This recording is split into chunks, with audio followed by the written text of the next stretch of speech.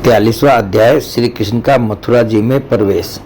श्री सुखदेव जी कह रहे, परीक्षित, अक्रूर जी इस प्रकार स्तुति कर रहे थे। उन्हें भगवान श्री कृष्ण ने जल में अपने दिव्य रूप के दर्शन कराए और फिर उसे छिपा लिया, ठीक वैसे ही जैसे कोई नट अभिनय में कोई रूप दिखाकर फिर उसे पर्दे की ओट में छिपा दे। जब अक्रूर जी ने देखा कि भगवान का वह दिव्य रूप अंतर्ध्यान हो गया, तब वे जल से बाहर निकल आए और फिर जल्दी जल्दी सारे आवश्यक कर्म समाप्त करके रथ पर चले आए। उस समय में बहुत ही विस्मित हो रहे थे। भगवान श्री कृष्ण ने उनसे पूछा, चाचा जी, आपने पृथ्वी, आकाश या जल में कोई अद्भुत वस्तु देखी है क्या? क्योंकि आपकी आकृति देखने से ऐसा ही जान पड़ता है। अक्रूर जी ने कहा, प्रभु, पृथ्वी, आकाश या जल में और सारे जगत में जितने भी अद्भुत पदार्थ हैं वे सब आप में ही हैं, क्योंकि आप विश्वरूप हैं। जब मैं आपको ही देख रहा हूँ तब ऐसी कौन सी अद्भुत वस्तु रह जाती है जो मैंने न देखी हो। भगवान, जितनी भी अद्भुत वस्तुएं हैं वे पृथ्वी में हो या जल अथवा आकाश में, सब की सब जिनमें है उन्हीं आपको मैं देख रहा हूँ। फिर भला मैंने यहाँ अद्भुत वस्तु कौन सी देखी? गांधिनी नंदन अक्रूर जी ने यह कहकर रथ हाँक दिया और भगवान श्री कृष्ण तथा बलराम जी को लेकर दिन ढलते ढलते वे मथुरापुरी जा पहुँचे। परीक्षित, मार्ग में स्थान स्थान पर गांवों के लोग मिलने के लिए आते और भगवान श्री कृष्ण तथा बलराम जी को देखकर आनंद मग्न हो जाते। वे एकटक उनकी ओर देखने लगते, अपनी दृष्टि हटा न पाते। नंद बाबा आदि ब्रजवासी तो पहले से ही वहां पहुंच गए थे और मथुरापुरी के बाहरी उपवन में रुककर उनकी प्रतीक्षा कर रहे थे। उनके पास पहुंचकर जगदीश्वर भगवान श्री कृष्ण ने विनीत भाव से खड़े अक्रूर जी का हाथ अपने हाथ में लेकर मुस्कुराते हुए कहा, चाचा जी, आप रथ लेकर पहले मथुरापुरी में प्रवेश कीजिए और अपने घर जाइए। हम लोग पहले यहाँ उतरकर फिर नगर देखने के लिए आएंगे। अक्रूर जी ने कहा, प्रभु, आप दोनों के बिना मैं मथुरा नहीं जा सकता। स्वामी, मैं आपका भक्त हूँ। भक्त वत्सल प्रभु, आप मुझे मत छोड़िए। भगवान, आइए चले। मेरे परम हितैषी और सच्चे सुहृद भगवान, आप बलराम जी, ग्वाल बालों तथा नंद राय जी आदि आत्मियों के साथ चलकर हमारा घर सरनाथ कीजिए। हम गृहस्थ हैं, आप अपने चरणों की धूलि से हमारा घर पवित्र कीजिए। आपके चरणों की धोवन गंगा जल या चरणामृत से अग्नि देवता पिता सबके सब तृप्त हो जाते हैं। पर वो आपके युगल चरणों को पखार कर महात्मा बलि ने वह यश प्राप्त किया जिसका गान संत पुरुष करते हैं। केवल यश ही नहीं, उन्हें अतुलनीय ऐश्वर्य तथा वह गति प्राप्त हुई जो अनन्य प्रेमी भक्तों को प्राप्त होती है। आपके चरणों तक गंगा जी ने तीनों लोग पवित्र कर दिए। सचमुच वे मूर्तिमान पवित्रता हैं। उन्हीं के स्पर्श से सगर के पुत्रों को सद्गति प्राप्त हुई और उसी जल को स्वयं भगवान शंकर ने अपने सिर पर धारण किया। यदुवंश शिरोमणि, आप देवताओं के भी आराध्य देव हैं, जगत के स्वामी हैं। आपके गुण और लीलाओं का श्रवण तथा कीर्तन बड़ा ही मंगलकारी है। उत्तम पुरुष आपके गुणों का संकीर्तन करते रहते हैं। नारायण, मैं आपको नमस्कार करता हूँ। श्री भगवान ने कहा, चाचा जी, मैं दाऊ भैया के साथ आपके घर आऊँगा और पहले इस यदुवंशियों के द्रोही कंस को मारकर तब अपने सभी सुहृद सज्जनों का प्रिय करूंगा। श्री सुखदेव जी कहते हैं, परीक्षित, भगवान के इस प्रकार कहने पर अक्रूर जी कुछ अनमने से हो गए। उन्होंने पुरी में प्रवेश करके कंस से श्री कृष्ण और बलराम जी के ले आने का समाचार निवेदन किया और फिर अपने घर गए। दूसरे दिन तीसरे पहर बलराम जी और ग्वाल बालों के साथ भगवान श्री कृष्ण ने मथुरापुरी को देखने के लिए नगर में प्रवेश किया। भगवान ने देखा कि नगर के परकोटे में स्फटिक मणि बिल्लोर के बहुत ऊंचे ऊंचे गोपुर, प्रधान दरवाजे और घरों में भी बड़े बड़े फाटक बने हुए हैं। उनमें सोने के बड़े बड़े किवाड़ लगे हैं और सोने के ही तोरण, बाहरी दरवाजे बने हुए हैं। नगर के चारों ओर तांबे और पीतल की चार दीवारी बनी हुई है।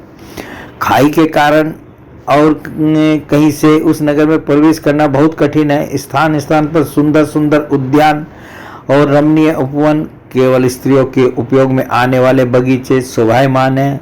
सुवर्ण से सजे हुए चौराहों, धनियों के महल, उन्हीं के साथ के बगीचे, कारीगरों के बैठने के स्थान या प्रजावर्ग के सभा भवन, टाउन हॉल और साधारण लोगों के निवास गृह नगर की शोभा बढ़ा रहे हैं। वैदूर्य, हीरे, स्फटिक, बिल्लोर, नीलम, मूंगे, मोती और पन्ने आदि से जड़े हुए छज्जे, चबूतरे, झरोके एवं फर्श आदि जगमगा रहे हैं। उन पर बैठे हुए कबूतर, मोर आदि पक्षी भांति भांति की बोली बोल रहे हैं। सड़क, बाजार, गली एवं चौराहों पर खूब छिड़काव किया गया है। स्थान स्थान पर फूलों के गजरे, जवारे, जौ के अंकुर, खील और चावल बिखेरे हुए हैं। घरों के दरवाजों पर दही और चंदन आदि से चर्चित जल से भरे हुए कलश रखे हैं और वे फूल, दीपक, नई नई कोपलें, फल सहित केले और सुपारी के वृक्ष छोटी छोटी झंडियों और रेशमी वस्त्रों से भली भांति सजाए हुए हैं। परीक्षित, वसुदेव नंदन भगवान श्री कृष्ण और बलराम जी ने ग्वाल बालों के साथ राजपथ से मथुरा नगरी में प्रवेश किया। उस समय नगर की नारियां बड़ी उत्सुकता से उन्हें देखने के लिए झटपट अटारियों पर चढ़ गई। किसी किसी ने जल्दी के कारण अपने वस्त्र और गहने उल्टे पहन लिए। किसी ने भूल से कुंडल, कंगन आदि जोड़े से पहने जाने वाले आभूषणों में से एक ही पहना और चल पड़ी। कोई एक ही कान में पत्र नामक आभूषण धारण कर पाई थी तो किसी ने एक ही पांव में पायजेब पहन रखा था। कोई एक ही आंखों में अंजन आंच पाई थी और दूसरी में बिना आंचे ही चल पड़ी। कई रमणियां तो भोजन कर रही थी, वे हाथ का कोर फेंक कर चल पड़ी। सबका मन उत्साह और आनंद से भर रहा था। कोई कोई उपटन लगवा रही थी, मैं बिना स्नान किए ही दौड़ पड़ी। जो सो रही थी वे कोलाहल सुनकर उठ खड़ी हुई और उसी अवस्था में दौड़ चली। जो माताएं बच्चों को दूध पिला रही थी वे उन्हें गोद से हटाकर भगवान श्री कृष्ण को देखने के लिए चल पड़ी। कमल नयन भगवान श्री कृष्ण मतवाले गजराज के समान बड़ी मस्ती से चल रहे थे। उन्होंने लक्ष्मी को भी आनंदित करने वाले अपने श्याम सुंदर विग्रह से नगर नारियों के नेत्रों को बड़ा आनंद दिया और अपनी विलासपूर्ण परगलब हंसी और प्रेम भरी चितवन से उनके मन चुरा लिए। मथुरा की स्त्रियां बहुत दिनों से भगवान श्री कृष्ण की अद्भुत लीलाएं सुनती आ रही थी। उनके चित्त चिरकाल से श्री कृष्ण के लिए चंचल व्याकुल हो रहे थे। आज उन्हें देखा। भगवान श्री कृष्ण ने भी अपनी प्रेम भरी चितवन और मंद मुस्कान की सुधा से सींचकर उनका सम्मान किया। परीक्षित, उन स्त्रियों ने नेत्रों के द्वारा भगवान को अपने हृदय में ले जाकर उनके आनंद में स्वरूप का आलिंगन किया। उनका शरीर पुलकित हो गया और बहुत दिनों की विरह व्याधि शांत हो गई। मथुरा की नारियां अपने अपने महलों की अटारियों पर चढ़कर बलराम और श्री कृष्ण पर पुष्पों की वर्षा करने लगी। उस समय उन स्त्रियों के मुख कमल प्रेम के आवेग से खिल रहे थे। ब्राह्मण, क्षत्रिय और वैश्यों ने स्थान स्थान पर दही, अक्षत, जल से भरे पात्र, फूलों के हार, चंदन और भेंट की सामग्रियों से आनंद मग्न होकर भगवान श्री कृष्ण और बलराम जी की पूजा की। भगवान को देखकर सभी पूर्ववासी आपस में कहने लगे, धन्य है, धन्य है। गोपियों ने ऐसी कौन सी महान तपस्या की है जिसके कारण वे मनुष्य मात्र को परमानंद देने वाले इन दोनों मनोहर किशोरों को देखती रहती हैं। इसी समय भगवान श्री कृष्ण ने देखा कि एक धोबी जो कपड़े रंगने का भी काम करता था उनकी ओर आ रहा है। भगवान श्री कृष्ण ने उससे धुले हुए उत्तम उत्तम कपड़े मांगे। भगवान ने कहा, भाई तुम हमें ऐसे वस्त्र दो जो हमारे शरीर में पूरे पूरे आ जाएं। वास्तव में हम लोग उन वस्त्रों के अधिकारी हैं, इसमें संदेह नहीं कि यदि तुम हम लोगों को वस्त्र दोगे तो तुम्हारा परम कल्याण होगा। परीक्षित, भगवान सर्वत्र परिपूर्ण है, सब कुछ उन्हीं का है, फिर भी उन्होंने इस प्रकार मांगने की लीला की। परंतु वह मूर्ख राजा कंस का सेवक होने के कारण मतवाला हो रहा था। भगवान की वस्तु भगवान को देना तो दूर रहा, उसने क्रोध में भरकर आक्षेप करते हुए कहा, तुम लोग रहते हो सदा पहाड़ और जंगलों में, क्या वहाँ ऐसे ही वस्त्र पहनते हो? तुम लोग बहुत उद्दंड हो गए हो, तभी तो ऐसी बढ़ चढ़कर बातें करते हो। अब तुम्हें राजा का धन लूटने की इच्छा हुई है? अरे मूर्खो, जाओ, भाग जाओ। यदि कुछ दिन जीने की इच्छा हो तो फिर इस तरह मत मांगना। राज कर्मचारी तुम्हारे जैसे उछलंकों को कैद कर लेते हैं, मार डालते हैं और जो कुछ उनके पास होता है छीन लेते हैं। जब वह धोबी इस प्रकार बहुत कुछ बहक बहक कर बातें करने लगा तब भगवान श्री कृष्ण ने तनिक कुपित होकर उसे एक तमाचा जमाया और उसका सिर धड़ से नीचे जा गिरा। यह देखकर उस धोबी के अधीन काम करने वाले सब के सब कपड़ों के गट्ठर वहीं छोड़कर इधर उधर भाग गए। भगवान ने उन वस्त्रों को ले लिया। भगवान श्री कृष्ण और बलराम जी ने मन माने वस्त्र पहन लिए तथा बचे हुए वस्त्रों में से बहुत से अपने साथी ग्वाल बालों को भी दिए। बहुत से कपड़े तो वहीं जमीन पर ही छोड़कर चल दिए। भगवान श्री कृष्ण और बलराम जब कुछ आगे बढ़े तब उन्हें एक दर्जी मिला। भगवान का अनुपम सौंदर्य देखकर उसे बड़ी प्रसन्नता हुई।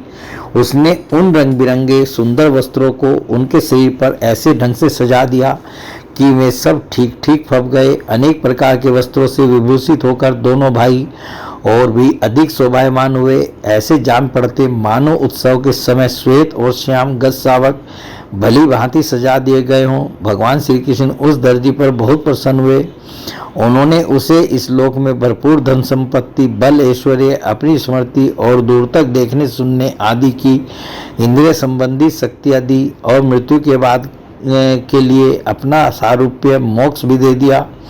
इसके बाद भगवान श्री कृष्ण सुदामा माली के घर गए। दोनों भाइयों को देखते सुदामा उठ खड़ा हुआ और पृथ्वी पर सिर रखकर उन्हें प्रणाम किया।